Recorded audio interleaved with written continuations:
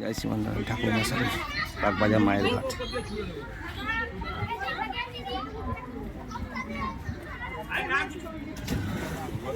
বাগবাজার মায়ের ঘাট কলকাতার লাস্ট ঘাট এটা।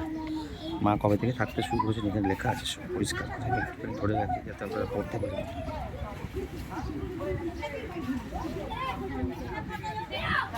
মাথা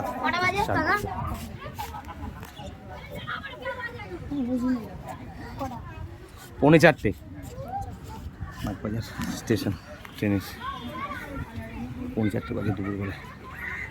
এখানে এসেছি মা শীতলা পুজো, মা এই মন্দিরটা পুজো দিত, শীতলা মন্দির, সেখানটা দেখাবো। মন্দিরটা আগে পুজো আছে, বাৎসরিক অনুষ্ঠান।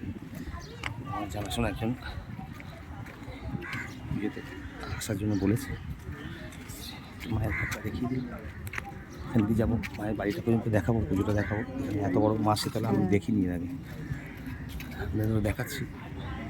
কলকাতার মধ্যে 166 বছরের পুজো, ভোগ খাওয়ানো হয় এই সময়। দণ্ডিকাঠে ওই পুজোর জায়গা থেকে এই বাগবাজার মায়ের ঘাটটায় এসে দণ্ডিকাঠা অনেক লোক 166 বছরের পুজো এটা, বাগবাজার মায়ের ঘাট। এটা বাগবাজার মায়ের ঘাট,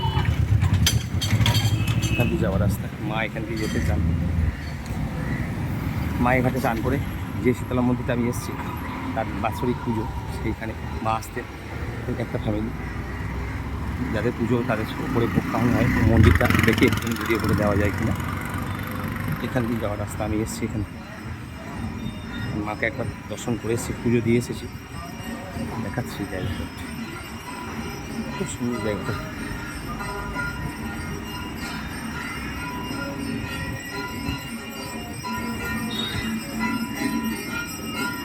এসব পুরনো অনেক দিনের বাড়ি এটা। মায়ের পুজো এখান থেকে আরও কি হচ্ছে মায়ের